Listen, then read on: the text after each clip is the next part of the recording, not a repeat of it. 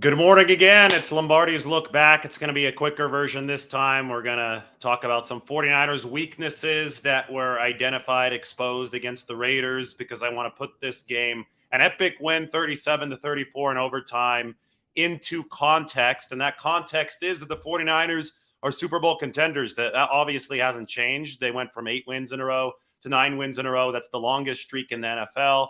But there are some chinks in the 49ers armor that will threaten to be exposed in the coming postseason, especially if the Green Bay Packers are that first opponent, as seems very possible now with Green Bay rising from the dead here over the course of the last few weeks. Green Bay, they can look at what's going on right now and point at last season's 49ers as an example to model. And ironically, last season's 49ers eliminated the Packers, but the last season's 49ers, we were entering week 18, right? That was the game against the Rams at SoFi Stadium, and the 49ers had risen from the dead, and they needed to win that final game to get into the playoffs. The Packers have to do the same thing this year, and if they do get in, they will be one of the hot hands coming into the tournament, and they might face the 49ers, who are currently the 2 seed, might be the 1 seed, could still drop down to the 3 seed theoretically, right? Probably won't happen. So that's all going to be figured out this weekend coming up. And the 49ers, within the context of those potential matchups,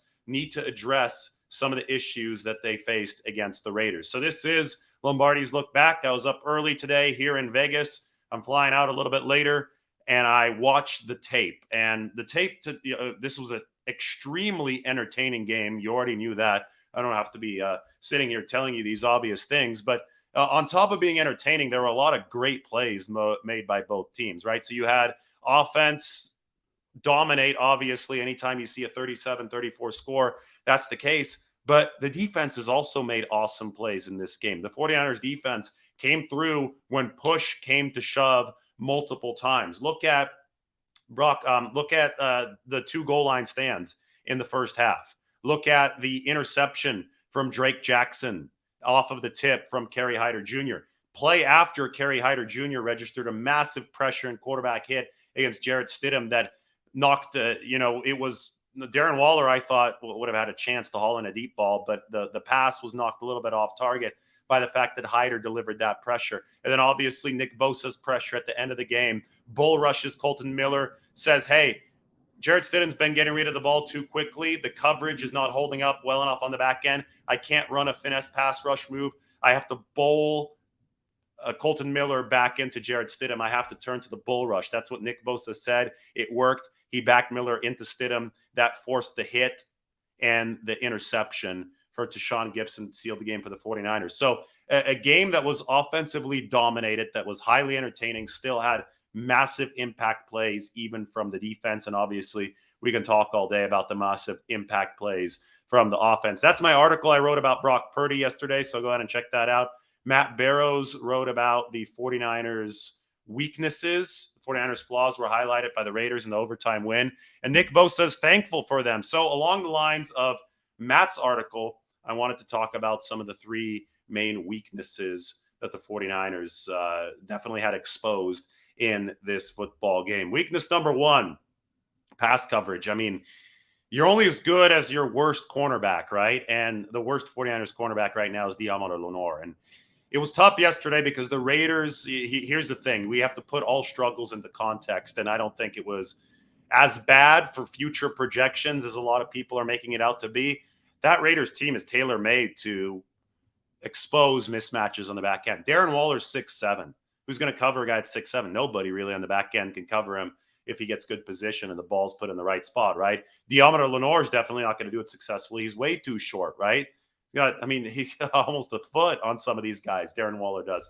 Devontae Adams, obviously a matchup nightmare. He beat even Charvarius Ward, even though it wasn't bad coverage. I mean, the toe tap was awesome. The catch at the end of the game, I think it was a catch. Everybody's saying it wasn't a catch. There's nothing on replay to indicate that it wasn't a catch. That was against Lenoir. Fabian Moreau, big tight end. He just ripped the ball away from Diamante Lenoir. I mean, the Raiders have dudes.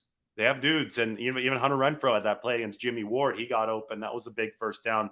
So the Raiders with these guys at the skill positions can really, really put a strain on defenses that don't have physical freaks at every single position. And there is no NFL defense that has freaks at every single position. But Diamante Lenoir was that weak link for the 49ers. Their smallest cornerback yesterday gave up a ton of yardage. And you can be sure that opposing teams moving forward into the postseason are going to try to pick on that cornerback spot. I do not think that it's going to be as pronounced of a problem as it was yesterday, because the Raiders aren't going to be in the postseason. There's not a million Darren Wallers running around. There's not a ton of Davante Adams running around, right? Yes, opposing teams have good quarterbacks and good weapons, but the way in which the Raiders were able to beat the 49ers yesterday, which was play action and then some size on some of those more jump ball attempts, that's going to be something that's hard for other opponents to replicate. That being said, Lenoir either has to continue improving or the 49ers have to, start mixing in Jackrabbit Jenkins. You can't have a performance like last night's. I just don't think that, yesterday's performance is going to be the norm. Lenoir really got torched, and I think the Raiders deserve some credit for that. Weakness number 2, pass rush discipline. I mean, this can help the coverage, right? And Lenoir, while he's going to get so much of the heat for the catches that he gave up yesterday, the Raiders aren't in position to deliver some of those plays if the 49ers are better at rushing the passer. And this was an embarrassing performance as far as pass rushing discipline went yesterday for about 3/4 of the game. The 49ers left lanes so big that Nick Bosa said this, even Tom Brady would have been able to run through some of the lanes that the 49ers left yesterday. I mean, it wasn't about Jarrett Stidham and his rushing ability. It was about the fact that the 49ers were rushing like chickens with their head cut off, and that allowed the Red Sea to part and Jarrett Stidham to run for 3 first downs. The off-schedule 60-yard pass to Davante Adams that gave Las Vegas a 24-14 lead.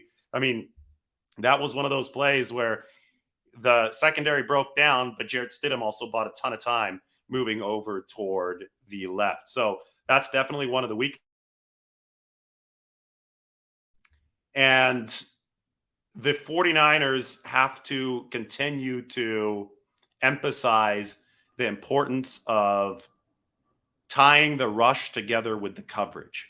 This is something that I've repeated several times here over the past several weeks. This 49ers pass rush is not the 2019 pass rush. That pass rush was better. That pass rush was historic. Dee Ford, DeForest Buckner, Ronald Blair, DJ Jones. I mean, those guys had dudes, right? And these guys do too. The 2022 49ers, it's not a poor pass rush, but they're not quite as overpowering. So it's that much more important for the coverage to hold up on the back end. Both have to fuel each other. It has to be a symbiotic relationship. Weakness number 3. It's quickly disappearing. And why don't I put my article up on the screen? It has to be listed as a potential concern. It just has to be when you have a 3rd-string, 7th-round rookie quarterback helming the entire operation, entering the playoffs. You have to list it as a concern. But week by week, throw by throw, Brock Purdy is easing that concern. That's how good he's been. He has the highest passer rating in the NFL out of any quarterback over his 4 starts, 112.4. And yesterday, this is what I wrote about, marked Brock Purdy's most promising moment with the 49ers because he bounced back from the adversity that we were waiting for him to display over the course of his 4 starts and now 5 games with the 49ers. He was missing passes. He looked like a 7th-round pick over those 3 or 4 throws late in the 3rd quarter, early in the 4th quarter. But Purdy bounced back, and it was Brian Griese who deserves a lot of credit for recentering him. And then Purdy goes back in the 2-minute drill that should have won the game, but Gold missed the field goal. He's going hand signals before the snap, getting Ayuk on timing routes. He looked like a veteran. And with each passing success, that Purdy uncertainty is looking like something that's not a real thing, that the 49ers won't really have it entering the postseason. But it still has to be there because he still is a rookie. He still is early, really early in his career. Defenses are going to adjust. He has to counter adjust. And it's how Purdy does with that adjustment, counter adjustment battle. And so far, he's been awesome.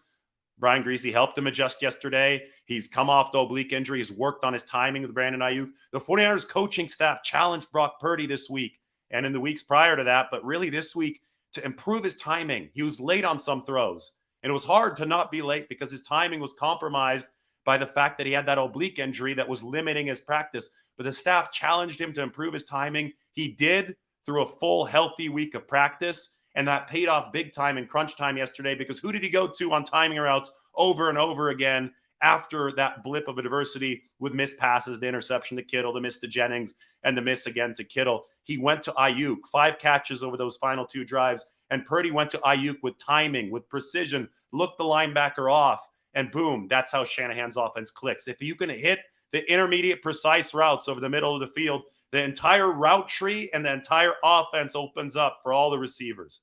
And then you just have to play point guard, because you have Christian McCaffrey, you have George Kittle, you have Jawan Jennings. You're going to have Deebo Samuel next week. I talked to Deebo in the locker room. I talked to Elijah Mitchell in the locker room. Both of those guys ready to go. Practice comes probably Wednesday. We're going to find out when the 49ers play the Cardinals here soon, if it's Saturday or Sunday. But I'm guessing it's going to be Sunday. So a Wednesday, Thursday, Friday practice week with both Mitchell, Samuel back. The 49ers are loading up at just the right time. And the more they load up, the less of a weakness this potentially is in the playoffs.